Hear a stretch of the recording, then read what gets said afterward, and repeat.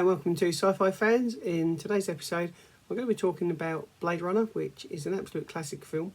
If you haven't seen it, it's directed by Ridley Scott and stars Harrison Ford. It's essentially about Harrison Ford, plays a character called Deckard, and he's a copper that's hired to hunt down what they call replicants, which are androids, and one of them happens to be Rutger Hauer, who is a class act in this film, as well as Daryl. So as I say, if you haven't seen Blade Runner, I suggest that you do so. It's definitely my top 100 films of all time. And without further ado, here's today's episode. Thank you very much. Director Ridley Scott and his director of photography, Jordan Conworth, achieved the famous shining eyes effect by using a technique that was invented by Fritz Lang many years ago, known as the Shifton process.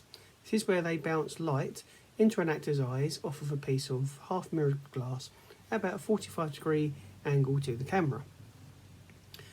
Blade Runner is based on a novel, and in this novel it hints at the question of, is Deckard a replicant problem, by having Deckard casually mention that an indicator of an android is lack of sympathy for other androids. His intercooler then points out that, given his job, this means that Deckard could be an android too. The idea of Roy Batty releasing a dove as he dies was Rutger Hauer's.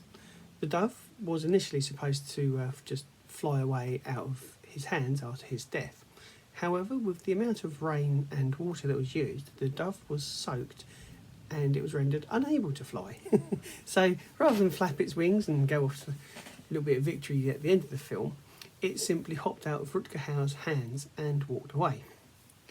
So Rutger Hauer had many ideas, and a lot of the scenes were improvised by him himself, and this helped with the characterisation of Batty. One of the most famous improvised lines, I think, in cinema is, "All these moments will be lost in time, like tears in the rain." This was later to be used as the title for Rutger Hauer's autobiography. And according to that autobiography, the final confrontation between Rick Deckard and Roy Batty was actually to have been filmed in an old gym, and they were supposed to have like a kung fu style fight with karate and martial arts, or something similar. Rutger Hauer disliked this idea, saying that it was too Bruce Lee-like, and not only that, he didn't know any self-defence. And he claims that he came up with the idea of Batty chasing Deckard, so that's how they got to that scene. With the final scene, the actual producers were ready to take away creative. Get this one out in a second.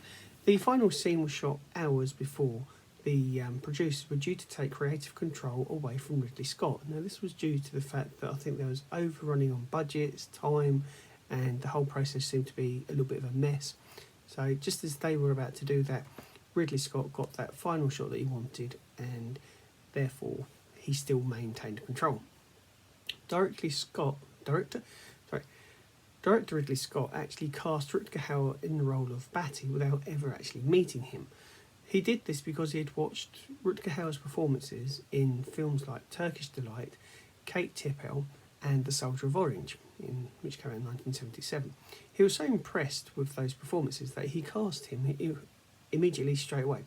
However, on their first meeting, Rutger Hauer decided to play a joke on Scott and turned up wearing a huge green sunglasses, pink satin trousers, and a white sweater with an image of a fox on front. And according to producer and executive Catherine Hobber, when Scott saw Rutger Hauer dressed like this, he just turned white. As I would a lot of people, if you got your leading actor turn up and dressed like that, enough to make anyone turn white. And that's where I'm going to bring this episode to a conclusion. If you want to hear more interesting facts and trivia about the film Blade Runner, you can pick up the podcast, which is available on all platforms, Amazon, Apple, and Google. So if you want to check out Sci-Fi Fans, the podcast, then I'd quite appreciate your support there. Incidentally, if you haven't done so already, I do have a book available on Amazon, Broken Ceasefire. It's now got an updated cover, and that's available as ebook or paperback. And again, I appreciate if you check that out too. Thank you very much for stopping by. It's been really fun entertaining you guys, and I hope you've enjoyed this podcast. YouTube video as much as I have making it. And don't forget to come back for the next one. And until then, thank you very much. Take care. See you soon.